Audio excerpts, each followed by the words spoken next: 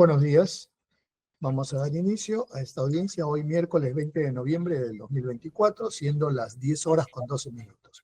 A través de esta audiencia virtual por el sistema Google Meet, el Juzgado Supremo de Investigación Preparatoria, a cargo del juez Cheto Soria, llevará a cabo esta audiencia de solicitud de variación de medida de comparecencia con restricciones solicitada por la defensa de don Alberto Carlos Chan Romero, en el proceso seguido por la presunta comisión de los delitos de cohecho activo y otros en agravio del Estado, expediente 28-2021-1. Esta audiencia además está siendo registrada en audio y video. Vamos a acreditar a los asistentes. Señora fiscal. Buenos días, señor juez supremo, y con todos los presentes por el Ministerio Público, Berusca López Aragón, fiscal adjunto supremo de la Primera Fiscalía Suprema Transitoria, especializada en delitos cometidos por funcionarios públicos, con domicilio procesal en la avenida Bancay, cuadra 5, piso 9, y con correo electrónico blopez@mpfn.gov.p. Gracias. Gracias, doctora. Por la defensa del señor Chan. Muy buenos días, señor juez supremo. Muy buenos días, señorita fiscal. Buenos días a todos los presentes. Mi nombre es Johan Milton Ademir Chelín de la Cruz, abogado con registro de Colegio de Abogados de Lima, 31589. Correo electrónico johanchelin@gmail.com, celular 9864-14629. Domicilio procesal, calle 2 de Mayo, 516, oficina 302, Miraflores, casilla electrónica 102632. Muchas gracias. Gracias, doctor. Se encuentra presente su patrocinado. Puede acreditarse, señor Chan. Buenos días, señor juez. Mi nombre es Alberto Chan Romero, con DNI 1068-3023. Gracias. Vamos a dar uso de la palabra a la defensa, al doctor Chelín, defensa del señor Chan Romero. Doctor Chelín tiene el uso de la palabra para que haga sus argumentos por 12 minutos. Muchas gracias, señor magistrado. Señor magistrado, esta audiencia nos convocada por su despacho, es para dilucidar el tema del pedido de mi patrocinado para que se dejen sin efecto las restricciones impuestas en la resolución número 4 de fecha 6 de agosto de 2021, que le impone comparecencia con restricciones. Medida que fue apelada por mi patrocinado y que la sala penal permanente confirmó. Señor magistrado, en el pedido primigenio que se hace, mi colega de la defensa anterior lo hace antes de la modificatoria o de la incorporación de la ley 32.130. Específicamente en lo que respecta al artículo 287, justamente la comparecencia con restricciones, y su remisión al artículo 272, que es sobre el plazo de esta comparecencia con restricciones. Efectivamente, antes era temporal, y entiendo que así eran los pedidos, solamente para modificatoria, pero hemos introducido un escrito que es de puro derecho, no se necesita mayor análisis, solo su aplicación, no ha habido mayor fundamentación, es que se regule el procedimiento de la solicitud a mérito de la ley que he hecho referencia. Y a ello me voy a ceñir, señor magistrado. Es importante, señor juez supremo, que se tenga en cuenta cuál es la posición del Ministerio Público en virtud a esta nueva ley. ¿No? Ya ha habido una audiencia anterior, acabo de escucharla, la audiencia del señor Oscar Peña Aparicio, expediente 23-2018, cuaderno 32, donde participó el fiscal Prado León. Ojo, que la Fiscalía tiene una posición institucional. No hay diversidad de criterios, es institucional, y entiendo que es el mismo despacho. Cuando la defensa del señor Peña Aparicio hizo su alocución y sustentó su solicitud, hizo referencia, señor magistrado, a la ley y a esta remisión del artículo 272. En cualquier caso, señor magistrado, porque ahora la nueva ley se incorpora un plazo de la medida de restricción, estas no pueden exceder los plazos que ha fijado el artículo 272, que es la prisión preventiva, ¿no? ¿Cuáles son los plazos? 8 meses, 18 meses y 36 meses de criminalidad organizada.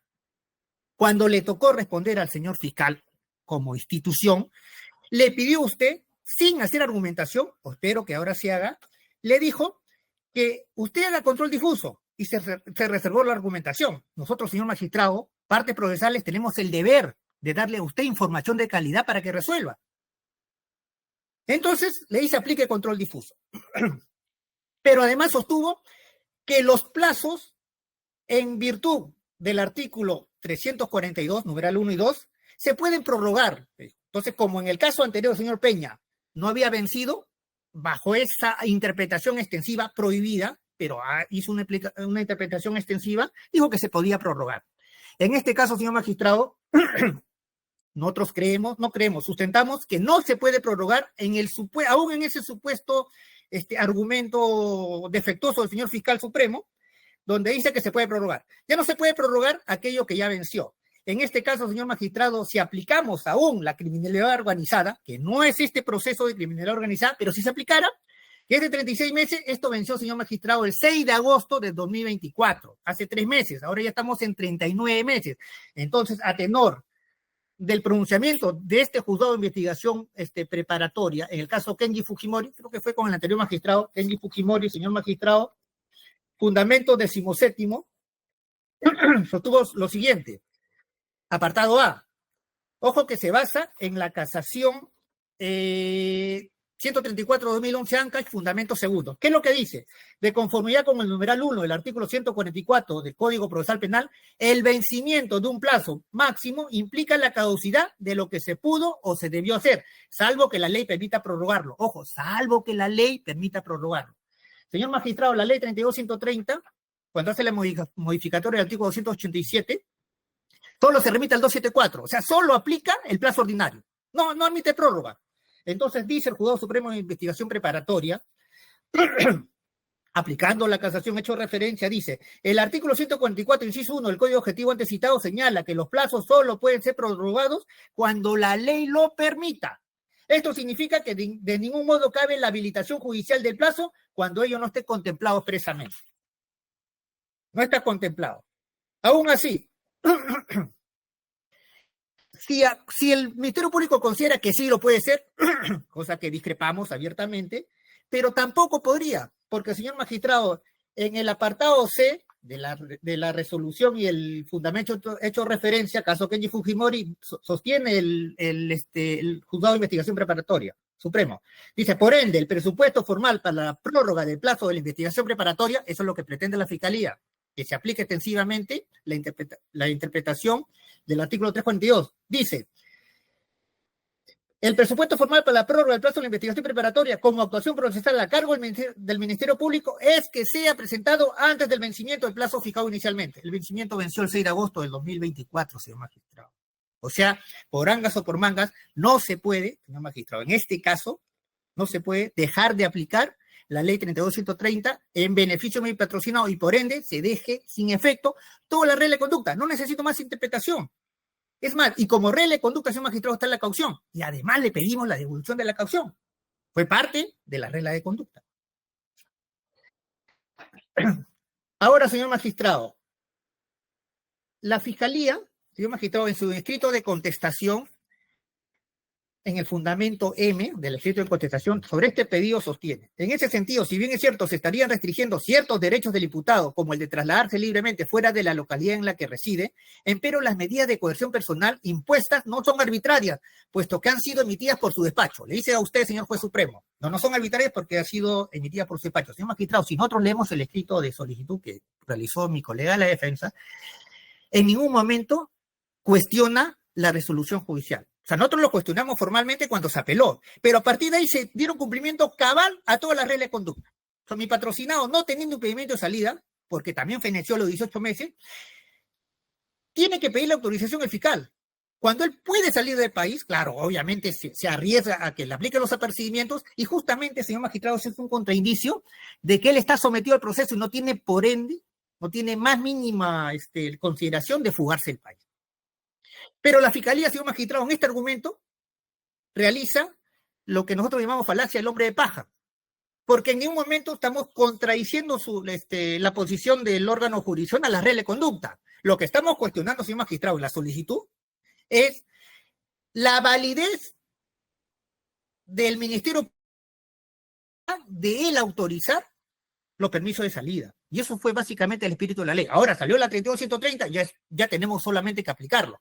Pero déjeme por lo menos explicar para cuestionar por qué llegamos a este pedido, señor magistrado, en su momento.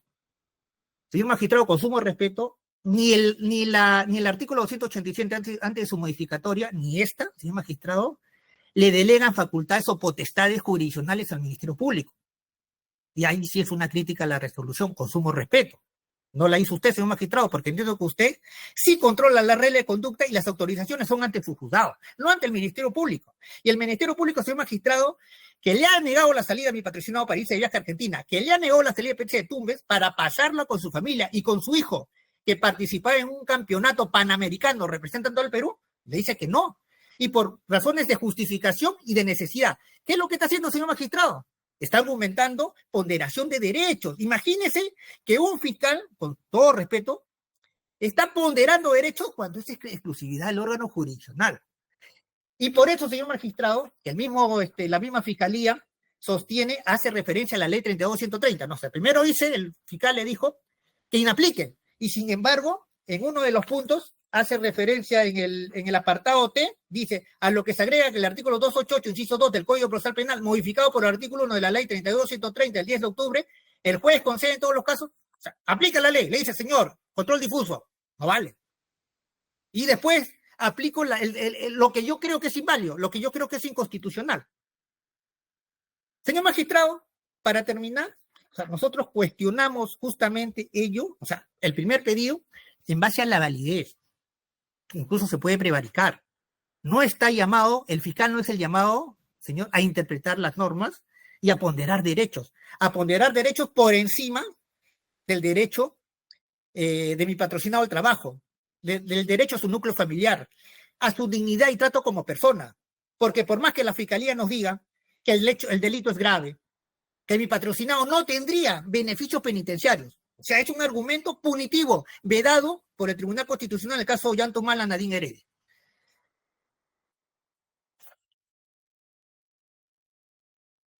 Por esas razones, señor magistrado, por esas razones, en aplicación de la ley 32.130 y los demás argumentos que hemos expuesto, solicitamos que deje sin efecto, por imperio de la ley, las medidas restrictivas generadas por la resolución 4 del 6 de agosto del 2021. Medidas que están también en la caución. Muchas gracias.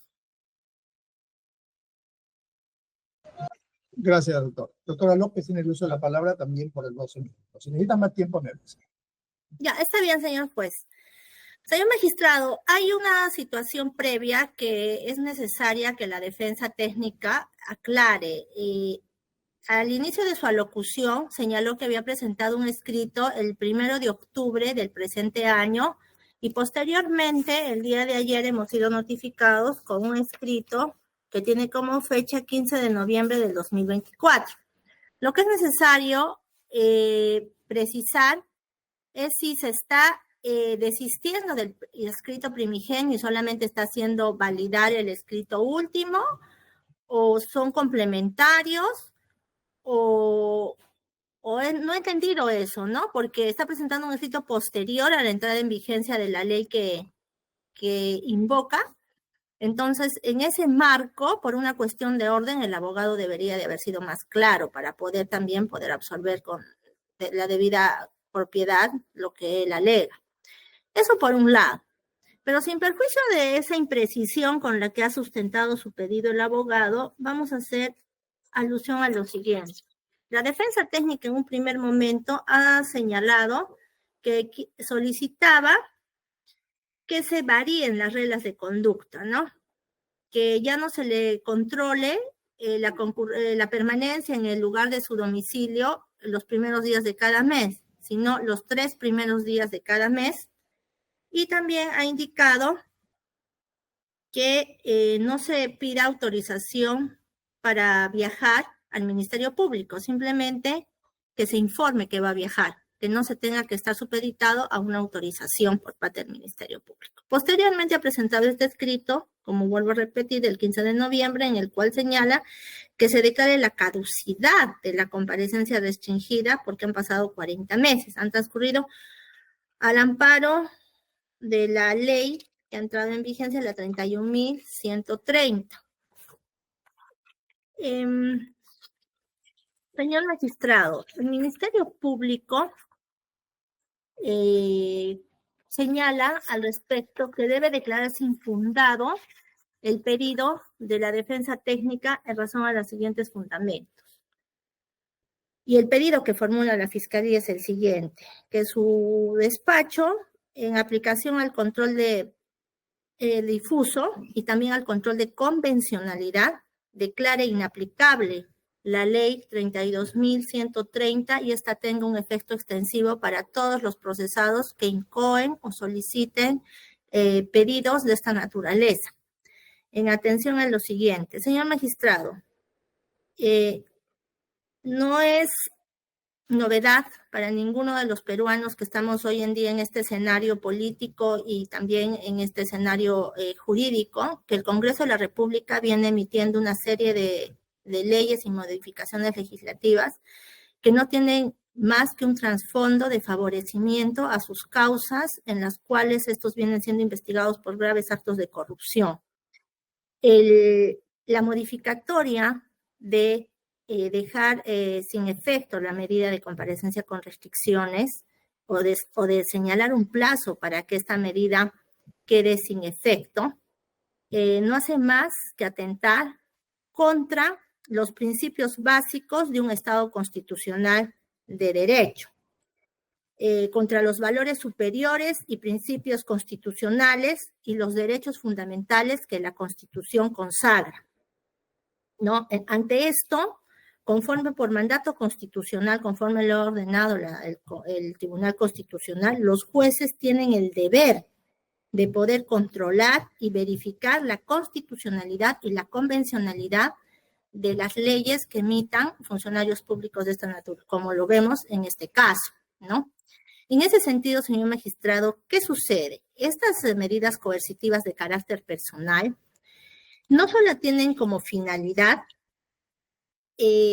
la sujeción del investigado al proceso, es decir, para que el proceso pueda tener éxito finalmente, sino uno de los mayores principios que se pretenden preservar a través de las medidas cautelares es la eficacia de la sentencia que eventualmente podría emitirse en este proceso.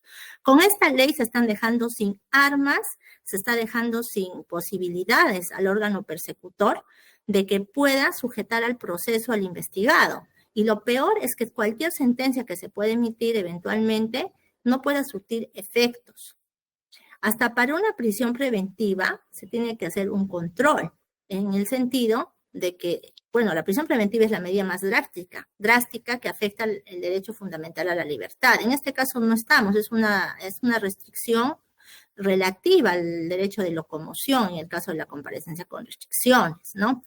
En ese sentido, señor magistrado, hasta la Corte Interamericana de Derechos Humanos ha señalado la necesidad y la imperiosa demanda que genera dentro de los procesos penales donde existe una situación grave y evidente y latente posibilidad de un daño irreparable a que se impongan medidas cautelares.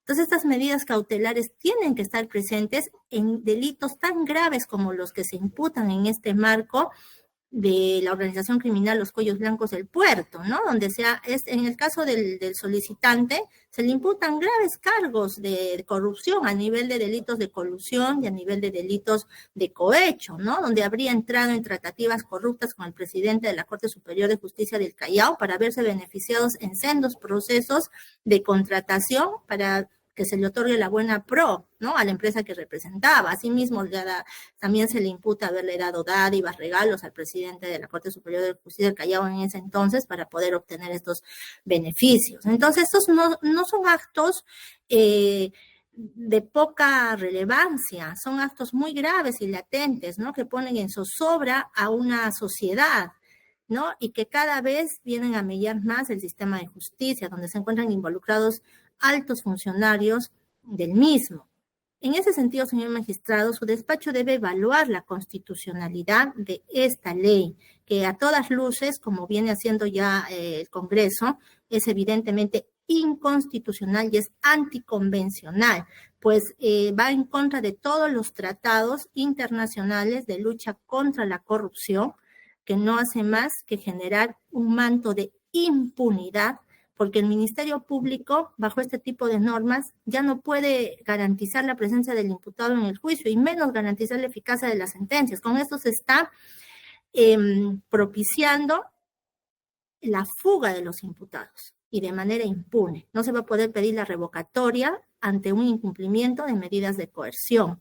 Entonces, el grave daño que está causando este tipo de leyes al sistema de justicia es irremediable, es irreparable y latente. Son los jueces que tienen que defender el Estado constitucional de derecho desde sus fueros y desde sus fueros hacer prevalecer la Constitución y el marco internacional. Es por esas razones, señor magistrado, que el sistema de justicia no puede permitir estas atrocidades legales que debilitan la lucha frontal contra la corrupción. Por esas consideraciones solicitamos que usted haga un control de convencionalidad y un control de constitucionalidad e inaplique esta ley y subsistan estas medidas de coerción que garantizan el éxito del proceso penal finalmente. Ahora, la demora del sistema de justicia es en realidad un tema que no se atribuye solamente a la Fiscalía, es un tema ya sistemático de las bases más profundas del sistema estructural de nuestro Estado, ¿no? Y el Congreso, en lugar de propugnar leyes que mejoren la eficacia de la justicia, hacen leyes que socavan, que menoscaban la eficacia de la lucha contra los grandes flagelos como es la corrupción. Bajo esos parámetros, señor magistrado, solicitamos que en pro de garantizar los principios constitucionales, de asegurar el cumplimiento estricto y la efectividad de una sentencia, se declare la inaplicación de esta ley. Gracias. Gracias, doctora. Doctor Chalín, tiene el uso de la palabra por 5 minutos para concluir y su réplica. Bueno. Muchas gracias, señor magistrado. Voy a ser preciso en los argumentos de la Fiscalía. Me pide, señor magistrado, que precisemos cuál de los dos fundamentos es lo que vamos a esgrimir. Y yo creo que he sido claro, señor magistrado, ¿no? El argumento principal ahora, por adecuación, es la ley 32.130.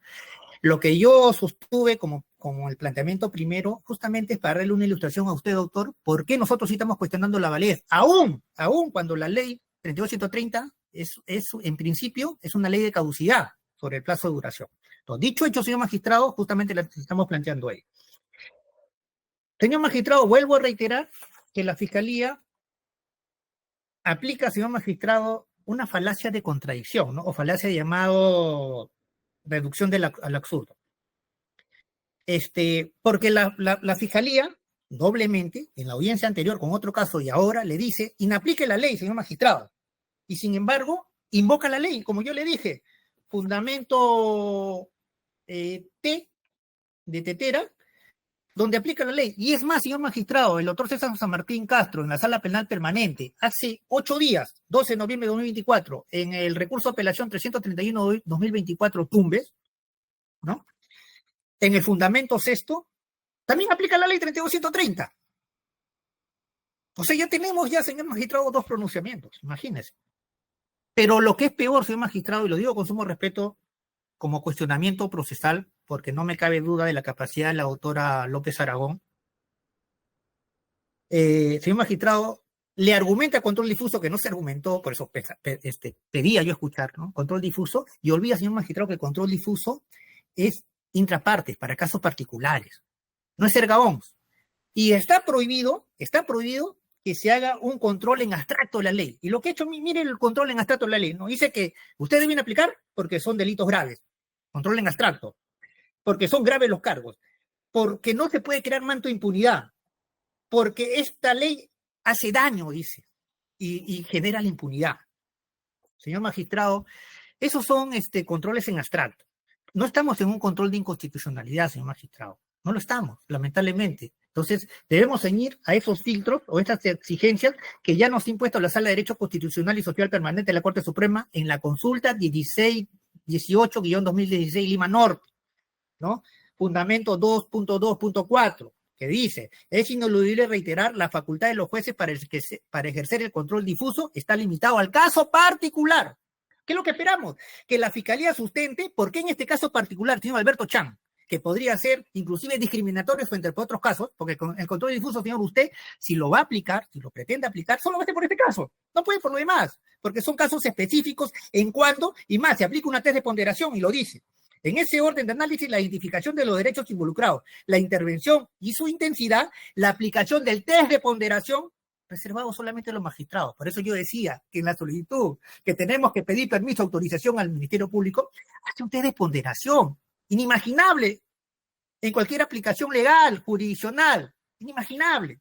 La vez que me lo presentó mi patrocinador, cuando yo leí eso, dije, no es posible. Ojalá que la Corte Suprema haga algo para reconducir aquello que está mal reconducido. Y señor magistrado, y justamente la ley 32.130, ya le precisa que es facultad de los jueces este tipo de autorización, y lo hace presente la propia Fiscalía cuando se remite a la norma, ¿no? La 32.130 dice, ¿por qué? Porque creo que han estado viendo que en estos casos, que sí invalidan la norma, se está aplicando, o sea, los jueces, creo que fue el doctor Núñez Julca, con sumo respeto, creo que él empezó a aplicar eso de derivar las potestades jurisdiccionales al Ministerio Público. Por eso mi cuestionamiento. ¿Y qué es lo que dice para cerrar este fundamento? Dice, no está permitido un control en abstracto de las leyes. Sí, porque ¿sabe por qué, señor magistrado? Porque el control difuso es caso particular. No hemos escuchado ni una sola línea que diga por qué en este caso usted tiene que ponderar, discurrir los derechos fundamentales sobre el derecho del debido proceso de la investigación. Y además yo no sé si la investigación como éxito es un derecho fundamental. Me causa dudas. Ojalá que la Fiscalía lo pueda transmitir en su réplica. Y señor magistrado, mi pregunta es, para ponderar eso, porque tiene que darle prevalencia a ese éxito de su investigación, mi pregunta es, ¿qué es lo que se perjudicó o lo que se iba a perjudicar cuando mi patrocinado pidió permiso para ir a la Argentina a ver a su hijo participar en nombre del Perú, un niño, y para viajar a Tumbes por las vacaciones de ellos? ¿Qué es lo que le perjudicó? ¿Qué diligencias? Espero que la Fiscalía diga, había en la agenda, en el etario, tales diligencias, y eso se perjudicaba. Aún así, aunque sea cuestionable, pero esperamos escuchar eso. Por ende, ratifico mi posición, señor magistrado, que usted declare sin efecto todas las medidas de restricción por imperio de la ley 32.130 y además en función al artículo 144 del Código Procesal Penal. No se puede prorrogar. Muchas gracias. Gracias. Doctora López tiene el uso de la palabra también por 5 minutos. Bien, gracias, señor juez supremo. Respecto al test de ponderación entre la libertad de locomoción, y no he dicho el éxito de la investigación, yo creo que ese es un añadido del abogado, ¿no? Lo que he dicho es que es la libertad de locomoción que se ha relativizado de manera muy superficial, porque no es una medida de prisión preventiva, versus lo que significa el descubrimiento de la verdad y también la sanción ejemplar a los que cometen actos delictivos de tal envergadura. Y no solamente eso, sino los principios constitucionales de eficacia de las resoluciones judiciales.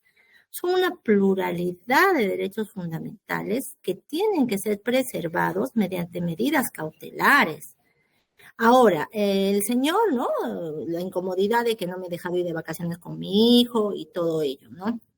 El Ministerio Público actúa de manera autónoma, ¿no? En cuanto a sus decisiones y sus funciones, ¿no? En ese sentido, ya se ha fijado como regla de razonamiento dentro de los permisos que se dan a las personas que tienen a los investigados que tienen este tipo de medidas restrictivas, que no se va a dar para temas de viajes, de paseo o de recreo o de ocio, sino lo estamos haciendo simplemente en casos en que ameriten enfermedad grave de parientes o trabajo. Entonces, ese trato no ha sido simplemente por el señor Chan, sino eso se ha venido dando en los múltiples procesos que viene conociendo esta fiscalía. Hacer lo contrario significaría darle un trato privilegiado al imputado, ¿no? Y el imputado, según lo que ve en su primer escrito, quiere fijar las reglas de la forma como él quiere que le controlen las reglas de conducta. Y ahí pierde de vista el panorama en el cual se encuentra incurso. Él es un investigado por graves actos de corrupción y hay personas que se olvidan de esa condición, piensan que está en un estado de normalidad y no es así, ¿no? Entonces, cuando uno está sometido al acto de investigación, cualquier ciudadano es pasible de esas acciones que ejerce el poder público, representado por el Ministerio Público, no puede fijar la agenda de las autoridades judiciales que están a cargo de las investigaciones. Entonces, Eso por un lado, ¿no? Y por otro lado, como vuelvo a indicar, aquí no se ha hecho una apreciación abstracta, como dice el abogado, en vacío. No se ha pedido la inaplicación de la ley de manera inespecífica. Se ha explicado de manera muy clara de cuáles son las razones que motivan a este despacho a pedir la inaplicación de la ley en el caso del solicitante. Son los graves casos de corrupción en los cuales está imputado y la perspectiva de futura sanción penal que le esperaría en una eventual sentencia condenatoria, ¿no? Si la Fiscalía pierde las armas, los instrumentos para poder asegurar la sujeción del investigado al proceso, así como también para lograr el éxito de la eficacia de las sentencias, entonces, ¿de qué tipo de justicia se está hablando? De una justicia aparente, de una justicia ineficaz. Es bajo esos parámetros que se tiene que hacer un análisis profundo a nivel convencional, a nivel constitucional, de la flagrante inconstitucionalidad e inconvencionalidad en la que está incursa esa ley. Por esas razones, señor magistrado, me ratifico en lo ya señalado. Gracias. Gracias, doctor. Habiendo escuchado los argumentos de su patrocinado, se encuentra presente, ¿no? Sí, señor. Sí, Esto, señor magistrado. Te voy a dar un par de minutos, señor Cham, sobre los hechos. Podría ser, bueno, ante todo, muchas gracias por darme estos minutos. Yo la verdad que me siento bien afectado, ya emocionalmente, estando en esta diligencia o en esta audiencia por todas las cosas que habla la fiscal, ¿no? Me afecta mucho porque me han estigmatizado mucho con este caso de los cuellos blancos. Y la verdad que ahorita siento un dolor tremendo porque yo le voy a repetir y en algún momento se va a conocer toda la verdad. Yo no soy ningún cuello blanco. ¿Por qué lo voy a decir? Yo no soy abogado, yo no soy político y yo no he estado inmerso en ningún acto de corrupción como lo dice la fiscal. Eso se verá después, pero como ella ha tocado el tema y me siento tan afectado, lo tengo que mencionar, ¿no? Eso se verá después. Ahora, a mí me han dado un trato, pero terrible con este tema. Y yo siempre he sido pasivo. Me han sacado hasta reportajes. Yo sé que por ahí se ha filtrado hasta información, porque soy alguien que no soy conocido, soy un NN y han abusado mucho de mi imagen. Tanto así que ahora ni siquiera puedo trabajar. He tenido contratos para firmar y me han enviado información sobre estos temas y se me ha caído todo. No puedo trabajar con el Estado me debe plata, encima casos de corrupción, dice.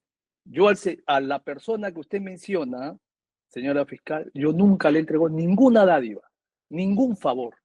Yo los trabajos que hice fueron trabajos legales que yo entré y no ha habido ninguna buena pro, para que sepa. Buena pro es cuando te dan una licitación, no trabajos de emergencia y adjudicaciones directas, para que tenga conocimiento. Lo segundo, señor magistrado, yo me veo muy afectado en mi tema familiar, laboral. Tengo 4 hijos, de los cuales yo estoy llevando este proceso ya más de 4 años. No puedo hacer una vida familiar normal, no puedo trabajar normal. No se dan cuenta ellos. Ahora, ella habla, la señora fiscal habla de que el sistema de justicia se demora. Pero eso sí me puede perjudicar a mí. Más de 40 meses impedido de ir a unas vacaciones con mis menores hijos, que son momentos que nunca más van a volver porque los años pasan. Y cuando son niños, no sé si usted sabe que de 0 a 6 años todo se le queda en la mente y después actúan por el inconsciente. Todas esas cosas yo ya no las voy a poder vivir, ya no hay para retroceder. Eso quiero que tenga en cuenta. Y lo que habla de casos de corrupción, o sea, yo soy Odebrecht. Mire bien el caso, señora fiscal, para que evalúe. Yo no he hecho nada ahí. Yo he entrado a trabajar con mi plata y con mis materiales, porque ni siquiera tengo planilla. Yo soy un trabajador ya de manera independiente, que tengo un RUC. Yo no tengo ni siquiera una gran empresa para que digan que sí, que yo me he beneficiado del Estado. Yo he hecho algo. Tiene un minuto para concluir, señor Cham. Yo he hecho algo, ya, que hasta ahora dura más de 7 años y no se ha caído ni una baldosa. Pero bueno, para terminar, señor magistrado, Agradezco esto y espero que lo vea con objetividad. Yo tengo 4 hijos, de los cuales 2 están en etapa universitaria y 2 hijos menores que tienen una enfermedad que yo tengo que ir constantemente a la clínica, a llevarlos, y eso genera no solamente gastos, sino tiempo. Y yo estoy imposibilitado de todo ahorita. Me han arruinado prácticamente hasta el momento todo mi futuro, en el cual yo he estado trabajando y haciéndolo de manera correcta en tantos años de vida que tengo. Esos 30.000 soles que tengo de caución podrían servirme siquiera para reinvertir en algo, para poder subsistir o para que sea para mis hijos. Pero sin embargo, hasta eso me lo han pedido y yo he cumplido. He ido a firmar siempre, pero me niegan hasta un viaje a la Argentina con mi hijo que iba a representar al Perú. ¿Usted sabe cómo se ha sentido mi hijo que su padre no vaya? Y yo pedí una audiencia con el fiscal supremo, pensando que si yo le hablaba iba a entender, pero no, me lo volvieron a negar. Y yo sí tengo conocidos que piden para vacaciones, que piden para cuando sus hijos se gradúan en el extranjero, y hay fiscales que sí le dan permiso, porque creo que son fiscales que realmente ven el lado humano también de las personas. Yo he estado trabajando en Túnez varias veces. Ya concluyó su tiempo. Muchas gracias, señor juez. Habiendo escuchado los argumentos de la defensa del señor Fran Romero, quien solicita se deje sin efecto las restricciones impuestas como medida de comparecencia con restricciones, y de la Fiscalía, quien solicita que se declare infundado esta solicitud y se aplique control difuso y control de convencionalidad. Siendo las 10:48, se concluye la presente audiencia. La resolución será notificada a sus casillas electrónicas. Muchas gracias. Hasta luego. Muchas gracias, señor magistrado. Muchas gracias, señor fiscal. Permiso con todos. Muchas gracias, señor magistrado.